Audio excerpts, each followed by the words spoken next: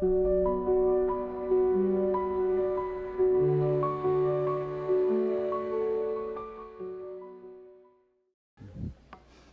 noite, meus irmãos. A graça e a paz do Senhor, amém? É uma alegria muito grande estar aqui nessa noite.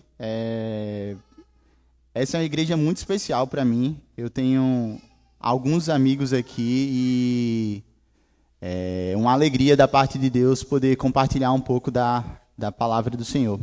Queria pedir que os irmãos abrissem no livro de Neemias, no capítulo 1, por favor.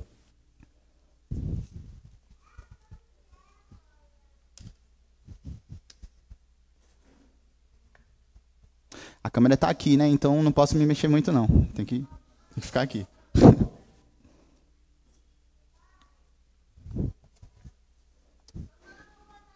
Gente, eu não sei vocês, mas eu gosto de jogar videogame. Eu gosto bastante de jogar videogame. E no ano passado eu joguei um dos jogos que mais me marcou, que foi o God of War Ragnarok. Não sei quem conhece, mas é um jogo muito bom. E esse jogo tem uma história muito interessante. A história desse jogo é que existe um menino que ele é filho de um deus com um filho e de uma gigante. O pai dele é um deus e a mãe dele é uma gigante. Acontece que após a morte da mãe desse menino, esse menino se chama Atreus, ele sai em uma aventura para cumprir alguns pedidos da sua mãe. No meio dessa jornada, ele conhece uma moça chamada Angrboda, que também é descendente de gigantes. Deixa eu recapitular para vocês entenderem. Um menino que é descendente de gigantes encontra uma outra pessoa que também é descendente de gigante. E aí surge uma pergunta, ele faz uma pergunta que muda completamente a vida dele. A pergunta é o seguinte: o que houve com os gigantes? Onde eles estão? Para onde eles foram? Essa pergunta muda completamente a vida de Atreus. E a partir daí, ele vive em função de procurar ajudar o seu povo, procurar ajudar a sua linhagem. E talvez você esteja pensando nesse momento, o que é que isso tem a ver com Neemias? O que tem a ver é o seguinte: Neemias ele fez uma pergunta, e essa pergunta mudou completamente o rumo da sua vida. Eu queria que a gente pudesse ler só o versículo 2 do capítulo 1 de Neemias, para a gente começar. Diz o seguinte: Anani, um dos meus irmãos, veio de Judá com alguns outros homens, e eu lhes perguntei acerca dos judeus que restaram, os sobreviventes do cativeiro, e também sobre Jerusalém. Meus irmãos, vamos ao Senhor em mais uma oração. Soberano Deus e eterno Pai, nós te agradecemos por esse momento, te agradecemos porque podemos ouvir a tua palavra, temos o prazer, Senhor, e a liberdade de lê-la e aprender do Senhor. Que o Senhor possa me ajudar, que eu seja fiel e que o Senhor aplique essa palavra aos nossos corações, Pai. É assim que nós te oramos e agradecemos, em nome de Cristo Jesus. Amém. Meus irmãos, nós fomos chamados para um caminho de serviço, um caminho de servidão. E é sobre isso que nós estudaremos um pouco hoje.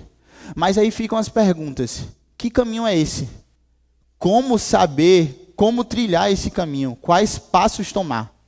E eu queria que a gente pudesse pensar em pelo menos 3 passos a partir do texto, da narrativa de Neemias. Do capítulo 1, nós vamos ler todo o capítulo 1 até o versículo 9, até o versículo 8 do capítulo 2. Mas primeiro vamos ler o versículo do 1 ao 4 do capítulo 1.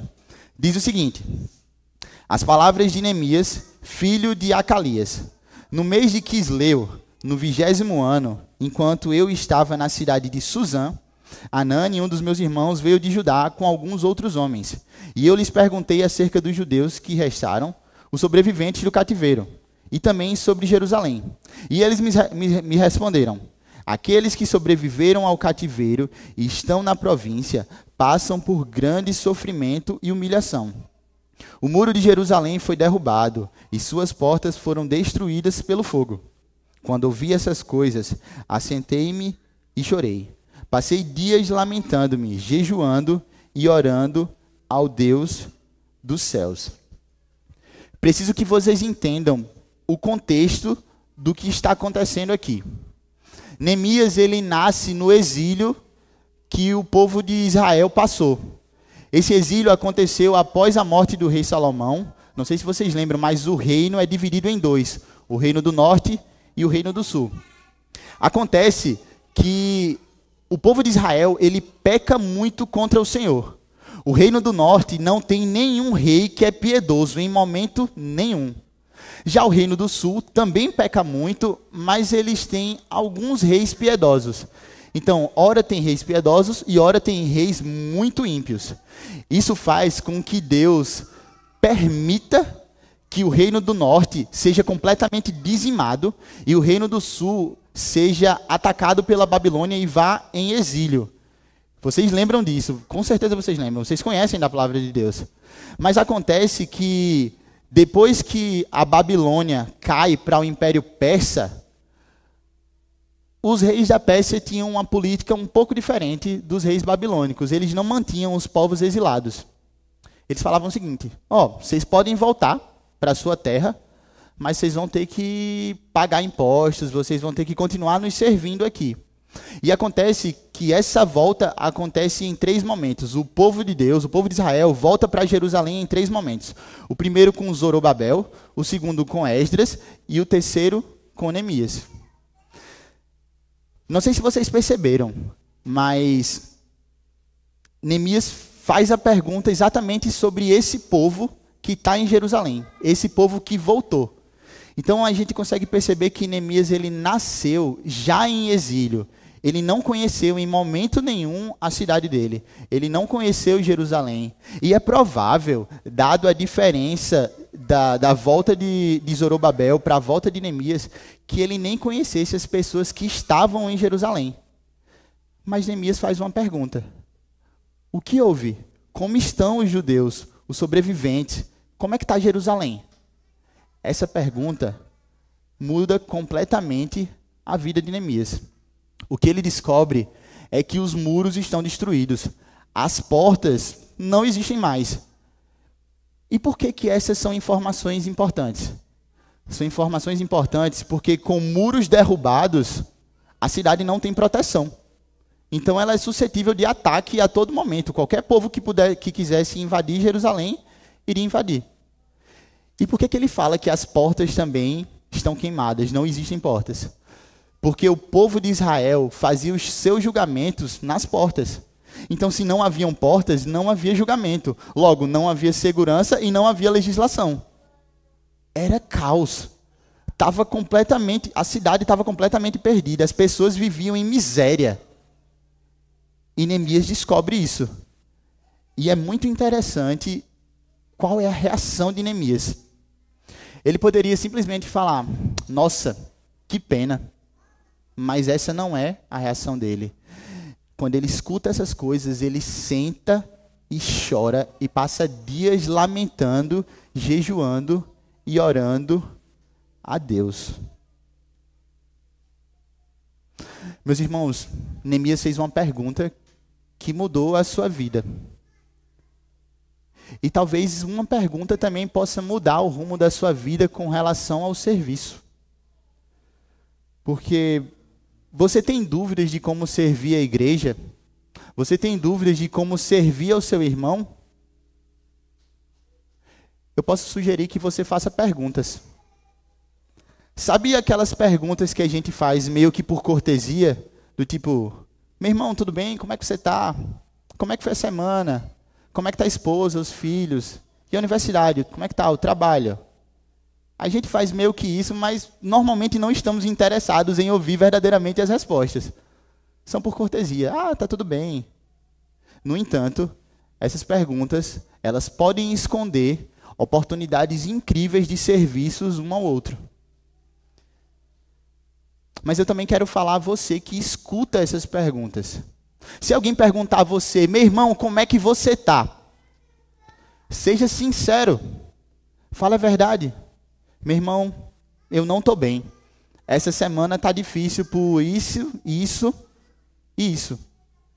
Seria tão bom que fôssemos sinceros uns para com os outros, afinal somos parte do mesmo povo. Temos o mesmo Deus, somos da mesma família, somos irmãos em Cristo. Então, façamos perguntas interessados em ouvir respostas. Que a gente possa também responder as perguntas de forma sincera, para que possamos ser ajudados. Um dos locais onde é mais possível isso acontecer, um dos locais onde é um ambiente extremamente propício para isso, são nos PGs. Não sei se você faz parte de um PG, mas fazer parte de um PG é muito bom, porque você está perto de pessoas que te acompanham, e você pode compartilhar da sua vida, e elas vão orar por você. Então, se você ainda não faz, faça. Se você faz e não aproveita do PG para falar das suas necessidades, o faça. Se você faz parte de um PG e não aproveita para saber mais dos outros irmãos verdadeiramente, faça isso, e faça isso para a glória de Deus. Romanos 12 vai falar que nós devemos chorar com os que choram, se alegrar com os que se alegram. Como é que nós faremos isso se nós não conhecemos as pessoas com quem andamos? Não faremos. A verdade é que não faremos. Logo, se importem genuinamente, perguntem genuinamente, respondam com sinceridade. E nós seremos muito abençoados por isso. Mas como é que fica também o serviço à igreja local? Talvez você não saiba exatamente como contribuir. E eu gostaria de dar algumas sugestões de como a gente pode fazer isso de uma maneira mais eficaz. A primeira coisa é, esteja disponível. Não adianta você simplesmente ter a vontade de servir a sua igreja, de ajudar aqui no serviço, se você nunca está disponível. Como vai acontecer? Não vai acontecer. Então, esteja disponível para servir a sua comunidade local. A segunda coisa é, devemos testar. Devemos fazer parte de tudo que for possível. Porque na minha vida eu já ouvi algumas coisas do tipo, eu tenho muita vontade de servir a igreja, mas não sei exatamente o que fazer. Eu não sei tocar violão, não sei cantar, eu não sei o que fazer. A resposta é, teste. Teste, porque Deus vai te ajudar. O Espírito Santo vai te capacitar.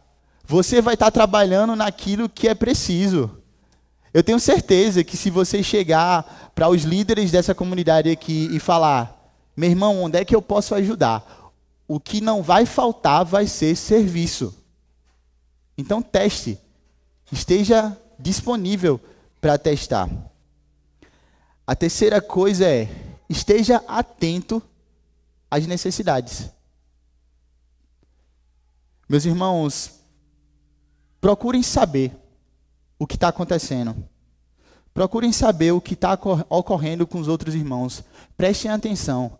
Talvez algum irmão esteja faltando há algum tempo. E talvez ele só precise de uma carona. Talvez tenha alguém que sofreu um acidente, está doente, e ele precisa que alguém leve ele ao médico, ou simplesmente compre um remédio para ele. Isso também é serviço à igreja. Estejamos atentos às necessidades. Um outro ponto que eu queria fazer de aplicação, nesse ponto aqui, o serviço passa pelas perguntas, estejamos atentos à obra missionária. Vocês perceberam, Neemias, ele não está em Jerusalém, e ele busca saber o que é que está acontecendo lá. No primeiro versículo, nós vemos que ele está na cidade de Suzã. A cidade de Suzã era onde se encontrava o palácio de inverno dos reis persas. Era aproximadamente 1.500 quilômetros distante de Jerusalém. Pense comigo. Naquela época não havia carro, não havia moto, não havia ônibus, não havia avião. Se hoje 1.500 quilômetros já é distante, imagine como era lá. Eram quase dois mundos diferentes. Mesmo assim, Neemias procura saber o que é que está acontecendo lá. É isso que nós podemos fazer também. Nós podemos procurar saber como estão andando as obras missionárias. Como estão andando os plantadores da nossa igreja. Não é porque vocês são uma congregação que vocês não podem saber também aquilo que está acontecendo em outros lugares, com outros pastores. E nós podemos servi-los. Nós podemos servi-los com oração, podemos servi-los com uma ligação, podemos servi-los financeiramente, podemos servi-los indo lá e ajudando. Quando foi a última vez que procuramos saber como anda a obra missionária? Seja lá de onde for. Que a gente procure saber mais. Que a gente procure fazer isso para a glória de Deus. Neemias, quando descobre a situação do seu povo, ele senta e chora. Ele se importa. Que Cristo nos ajude a nos importarmos também. Meus irmãos, nós vimos que o primeiro passo para um caminho de servidão é fazer perguntas. E agora nós vamos ver que para trilhar o caminho da servidão também, nós podemos fazer isso em oração. Nós vamos ver agora os versos do 5 ao 11. Acompanhem primeiro comigo os versos 5 e 6, parte A. Diz o seguinte: Então eu disse, Senhor, Deus dos céus, Deus grande e temível, fiel à aliança e misericordioso com os que te amam e obedecem aos teus mandamentos. Que os teus ouvidos estejam atentos e os teus olhos estejam abertos para a oração que o teu servo está fazendo diante de ti, dia e noite. Percebam que Neemias ele não tem simplesmente um coração cheio de boas intenções. Ele senta e chora e se compadece lá, mas ele também ora. Ele não simplesmente também escuta aquela informação sobre o povo em Jerusalém e imediatamente vai fazer alguma coisa. Não, não é isso. Ele ora a Deus. Essa oração de Neemias aqui é muito interessante, porque algumas pessoas vão olhar para o livro de Neemias e vão falar assim: esse aqui é um livro onde você aprende a ser um grande líder. E ok, eu posso concordar com isso, mas também é um livro de oração. Neemias aqui, ele tem um modelo muito interessante de oração. O início da oração dele, ele começa adorando a Deus. Ele adora a Deus de forma muito clara. Ele fala que Deus é o Deus dos céus. Ele é grande, temível, misericordioso. Ele é o Deus fiel à aliança. Neemias mostra conhecer muito do Deus a quem ele serve. Ele adora profundamente a esse Deus. Aqui ele mostra que ele é um Deus que está completamente fora da nossa compreensão. No entanto, é um Deus que também se relaciona conosco. Ele é imanente e transcendente. Ele é poderoso, soberano, mas ele se relaciona conosco através da sua aliança. Mas a oração de Neemias continua. Ele começou com a adoração e agora ele vai fazer a confissão de pecados. Acompanhem comigo do verso 6b e o verso 7. Diz o seguinte: Confesso os pecados que nós, os israelitas, temos cometido contra ti. Sim, eu e o meu povo temos pecado. Agimos de forma corrupta e vergonhosa contra ti. Não temos obedecido aos mandamentos, aos decretos e às leis que deste ao teu servo Moisés. Depois da adoração, Neemias confessa pecados. Mas percebam uma coisa. O povo de Israel foi exilado por conta de um pecado do qual Neemias não era nascido ainda. Mas mesmo assim ele fala dos pecados dos quais temos cometido. Ele se coloca no meio. Neemias se coloca no meio porque ele faz parte de um povo. Ele faz parte de um povo que pecou. E é muito interessante porque um comentarista vai falar que talvez Neemias não estivesse vivo lá naquele momento, mas ele era tão pecador quanto aquelas pessoas que pecaram contra Deus antes do exílio. Neemias era tão pecador quanto, e ele era tão capaz de cometer atrocidades do mesmo nível ou piores do que eles. E nós também somos assim. Nós Por conta da graça e misericórdia de Deus, não somos tão ruins quanto poderíamos ser. Não somos tão maus quanto poderíamos ser. Mas percebam outra coisa interessante na confissão de pecado de Neemias. Ele não faz uma confissão genérica, falando, Deus, perdoa os meus pecados e que o Senhor nos abençoe. Não é isso, não. Ele fala quais foram os pecados que eles cometeram. Nos perdoa porque quebramos a tua lei. Não cumprimos a lei que deste ao teu servo Moisés. Neemias é muito claro em quais pecados eles caíram. E nós podemos aprender muito com isso. Mas depois de confessar esses pecados, Neemias também relembra o que Deus já fez, em um momento de ação de graças também a Deus.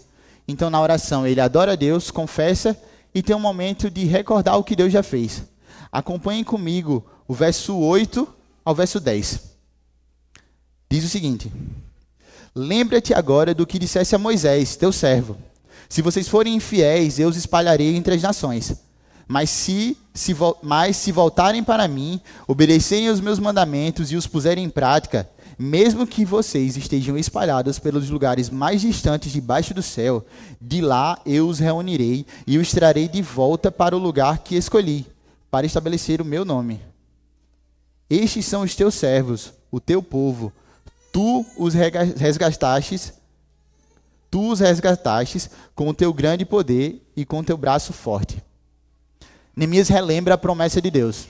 Neemias relembra do pacto feito com Israel. E o pacto era de permanência na terra prometida. Era um pacto de, povo, se vocês cumprirem os meus mandamentos, vocês vão ficar aqui e serão abençoados. No entanto, se vocês quebrarem a minha lei, vocês vão ser espalhados pela terra. No entanto, no momento em que vocês se arrependerem, eu os trarei de volta de qualquer lugar do mundo. Neemias está relembrando a Deus a sua promessa, o seu pacto. E ele glorifica a Deus no final, falando que ele é o mesmo Deus que resgatou o povo com forte mão.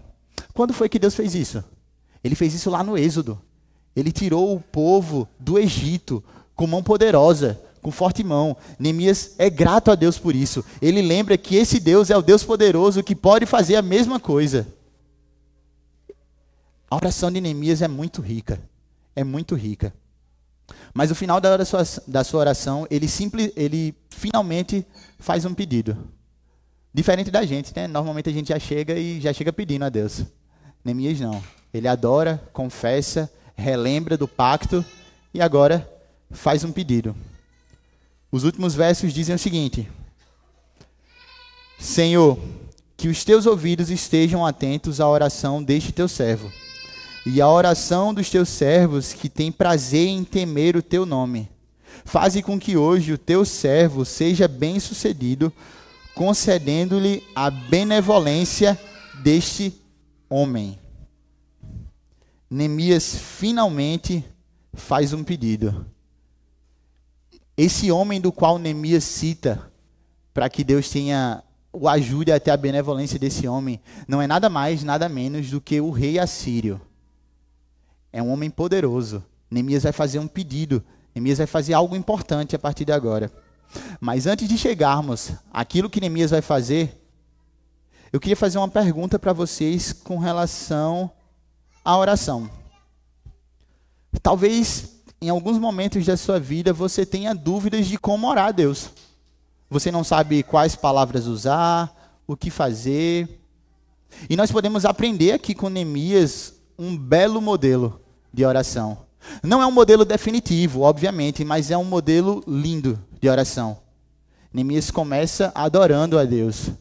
Neemias depois confessa os pecados. Depois ele relembra ao Deus da sua palavra, daquilo que ele falou. E por último, ele faz pedidos. Meus irmãos, que a gente possa aprender com Neemias.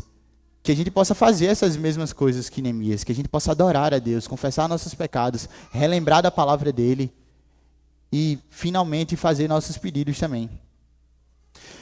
Mas, ok, a oração é algo muito bom. Mas como tem sido as nossas orações? Elas têm sido orações egoístas? Elas têm sido orações em que nós pensamos apenas em nós mesmos? Ou talvez sejam orações genuínas, de verdade.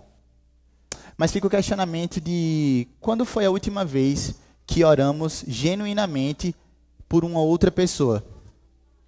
Quando foi a última vez que nós oramos pela nossa igreja local? As necessidades aparecem o tempo todo. Motivos para orar pela igreja e por outras pessoas absolutamente não faltam. O próprio Cristo orou por nós. Lá em João 17,15, ele ora pedindo para que Deus não nos tire do mundo, mas para que ele nos proteja do maligno. A gente tem Paulo, que continuamente em suas cartas afirma orar por outras igrejas e orar pelos irmãos de outras igrejas. Que a gente aprenda com esses exemplos, que as nossas orações também pensem nos outros, no nosso próximo. E que tenhamos certeza que quando oramos por outro, Deus é glorificado. Deus é muito glorificado.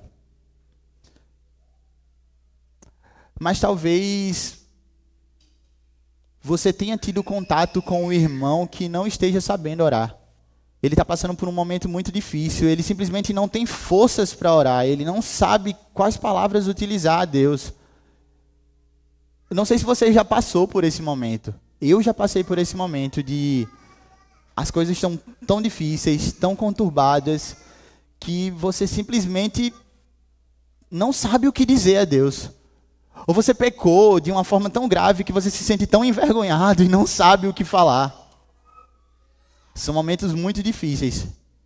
No entanto, também são momentos em que nós podemos orar não simplesmente uns pelos outros, mas uns com os outros. E eu queria dar aqui um testemunho muito legal que ocorreu comigo recentemente. Eu e minha esposa recebemos o nosso filho há 2 meses e alguns dias.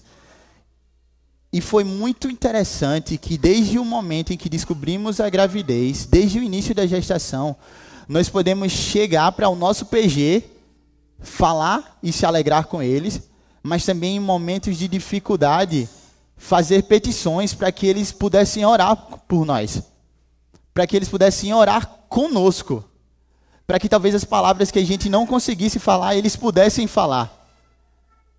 Saber que o PG estava orando por nós aquecia o nosso coração. Ter pessoas orando pelas nossas necessidades é sentir o amor de Deus em nossas vidas. É sentir o cuidado de Deus em nossas vidas. Então que a gente possa orar também uns com os outros. Porque não é todo o tempo que a gente sabe exatamente o que falar a Deus. Mas talvez o nosso próximo, o nosso irmão em Cristo, o nosso amigo, possa nos ajudar, possa nos fortalecer nesse momento. Falando agora da oração de forma um pouco mais específica, e tem algo muito interessante na oração de Neemias. Não sei se vocês perceberam, mas tem um profundo respaldo teológico. Tem um profundo conhecimento de Deus. Neemias sabe quem é o Deus a quem ele serve. Neemias sabe qual é o povo do qual ele faz parte. E por isso, a sua oração é profundamente rica. Ele consegue falar atributos incríveis de Deus.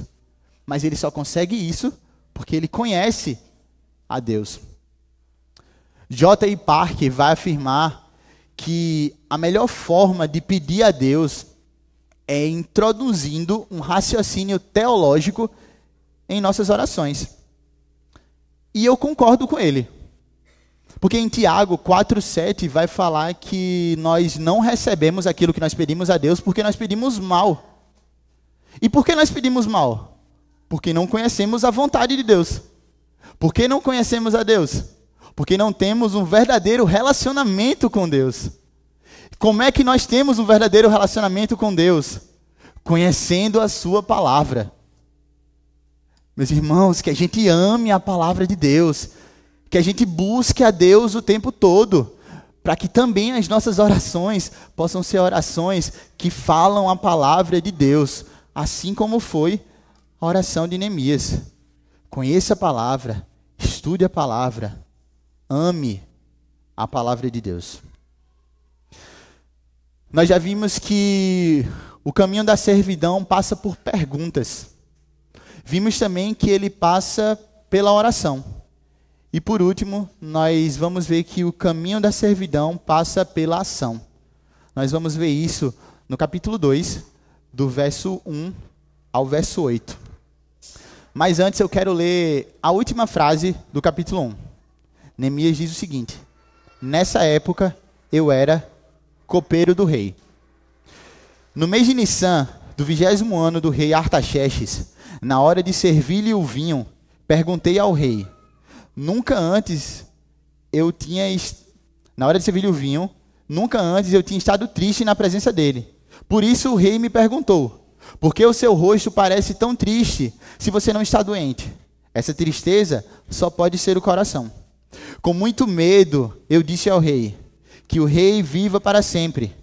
Como não estaria triste o meu coração, se a cidade em que estão sepultados os meus pais está em ruínas, e as suas portas foram destruídas pelo fogo?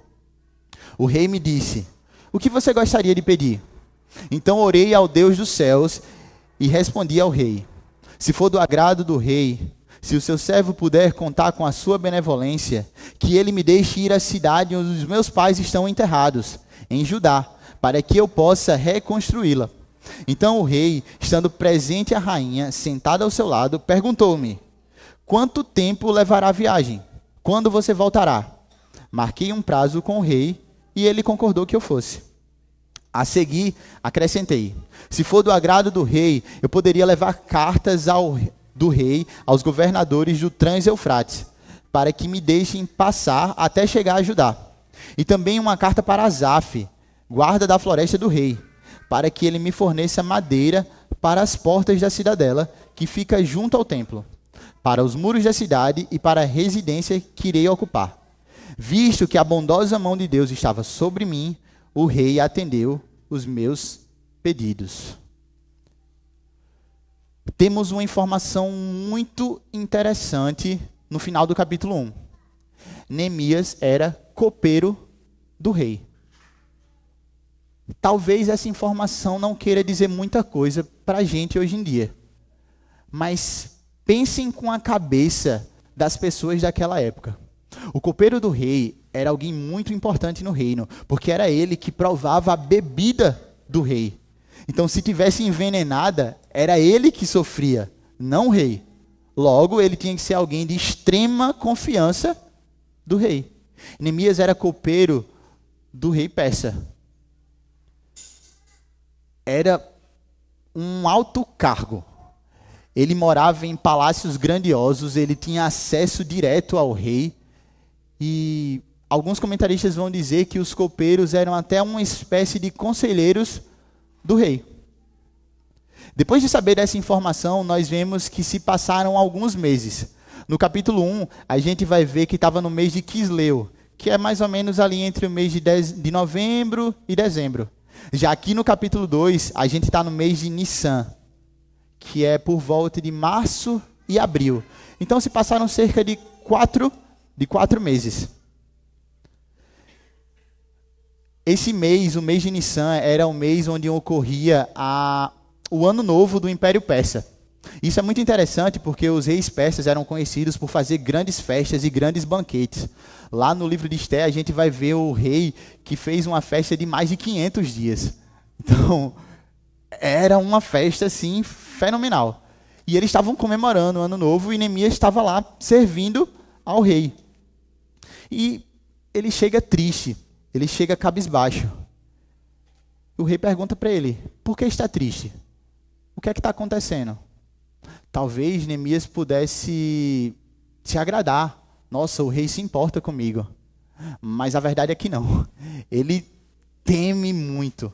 Os reis persas não eram conhecidos por serem bondosos e empáticos. Não. Eles eram extremamente desconfiados. Então, uma resposta errada de Neemias ali poderia custar a sua vida. Mas ele responde. Ele diz que o seu povo está destruído. a sua cidade está destruída. Como ele não estaria triste diante do rei?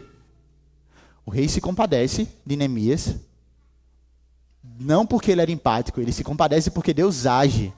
Ele se compadece porque Deus é soberano sobre aquela situação também. E pergunta para Neemias, então o que é que você quer? Neemias mais uma vez ora. Ele faz aquela oração rápida, Deus, do tipo, imagina Neemias chegando no rei, o rei pergunta, Neemias, o que é que você quer então? Neemias pensando aqui, Senhor, é agora, me ajuda porque ele está querendo ouvir o meu pedido. E Neemias faz um pedido, ele faz um pedido ousado. Ele pede para retornar à cidade, para que ele possa reconstruir os muros e reconstruir as portas. Na primeira volta, na volta de Zorobabel e na volta de Esdras, eles tentaram reconstruir. Acontece que os povos vizinhos conseguiram convencer o rei de que não era uma boa ideia deixar que o povo de Israel pudesse reconstruir a sua cidade, porque talvez eles pudessem se rebelar contra o reino, e isso não aconteceu. A reconstrução não aconteceu. Então o pedido de Neemias era ousado, era algo que já havia sido negado. No entanto, o rei aceita o pedido de Neemias. Ele aceita que Neemias volte e reconstrua a cidade. Eles conseguem planejar ali um momento para voltar, um prazo para voltar, mas Neemias também faz mais um pedido. Ele pede para que o rei dê cartas para que ele possa passar por todas as cidades e que ele possa ter aquilo que é necessário para reconstruir. Toda a madeira necessária para reconstruir o muro. Vocês percebem que Neemias era um planejador muito bom. Se passaram 4 meses, ele não estava simplesmente só orando a Deus e esperando uma oportunidade. Ele também estava planejando. Quando surgiu a oportunidade, Neemias sabia exatamente o que ele queria. Ele sabia exatamente o que ele precisava para reconstruir a cidade. O decorrer da narrativa mostra que o rei deu tudo isso e que Neemias pôde voltar. O rei atendeu a todos os pedidos para a glória de Deus. Neemias sabe disso, nós sabemos disso. Mas a pergunta é, o que nós podemos aprender com essa narrativa? Meus irmãos, em Tiago, capítulo 2, verso 15, vai falar que não adianta que a gente veja a necessidade dos nossos irmãos e apenas desejemos que eles possam melhorar ou sair daquela situação difícil. Não adianta nada disso. Nós somos chamados para também agir.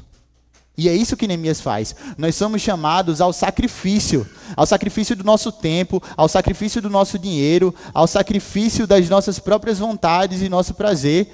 Nós somos chamados a servir uns aos outros em ação. Vocês lembram que Neemias era copeiro do rei, então ele tinha um alto cargo, ele vivia uma vida muito boa. No entanto, ele escolhe deixar isso de lado para servir ao seu povo. O serviço cristão, ele não tem classe social. Absolutamente não tem. Tanto o pobre quanto o rico devem servir.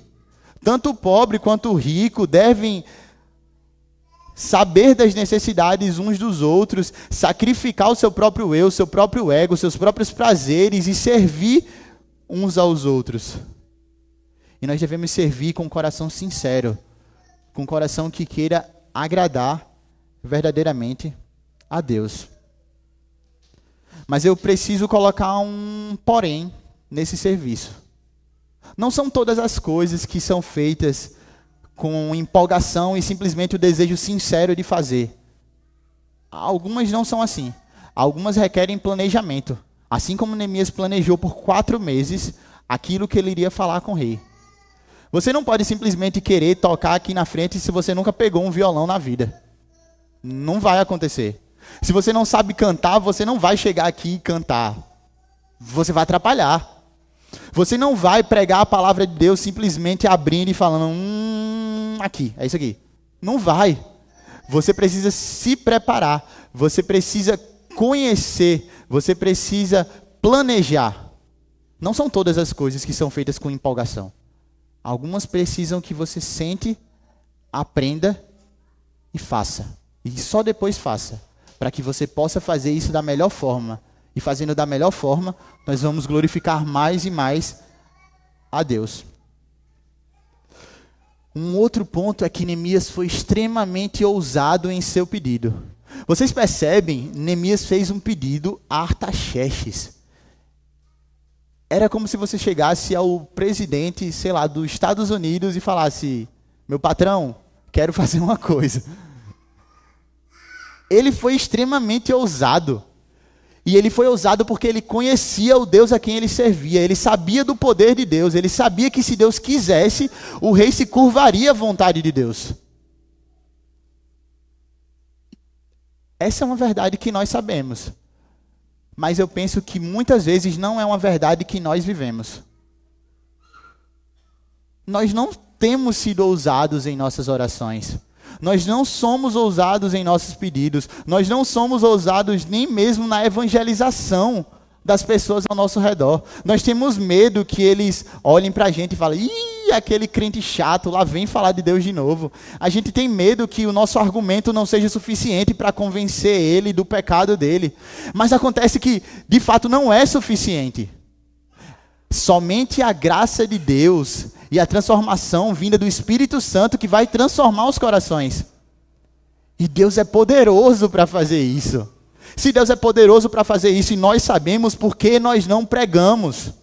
Por que nós não somos ousados em falar do Evangelho? Por que não fazemos isso, meus irmãos? Nós somos reformados.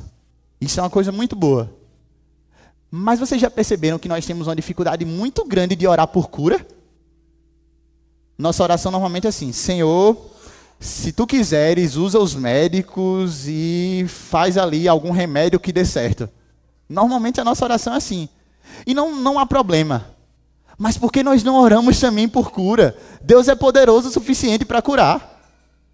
Ele vai curar? Não necessariamente. Ele pode curar com absoluta certeza. Eu gosto muito do texto de Filipenses no capítulo 4, porque Paulo vai falar o seguinte: não andem ansiosos por coisa alguma. No entanto, levem os seus pedidos a Deus. Mas o que eu mais gosto é o complemento dessa frase. Ele não fala: levem os seus pedidos a Deus porque Deus certamente os atenderá. Não. Ele fala assim: levem os seus pedidos a Deus e a paz de Cristo, que excede todo entendimento, guardará o seu coração. Nós podemos ser ousados em nossos pedidos. Não com a certeza de que Deus vai fazer, mas com a certeza de que Ele é poderoso para fazer e vai guardar o nosso coração da ansiedade. Vai guardar o nosso coração do medo. Meus irmãos, sejamos ousados. Deus se agrada disso. Somos filhos dele. Mas nós só podemos ser ousados se nós conhecermos verdadeiramente a sua palavra.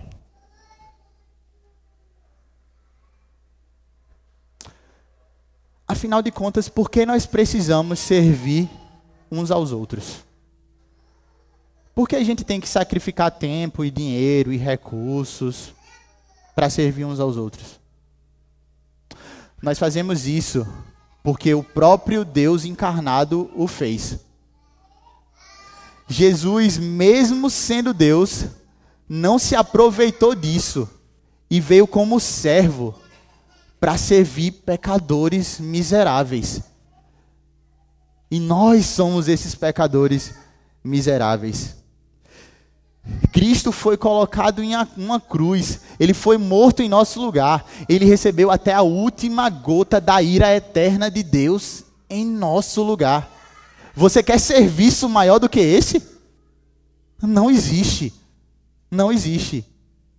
Nós fomos libertos por Cristo. E é muito interessante que Paulo em Gálatas vai dizer que nós fomos libertos para a liberdade.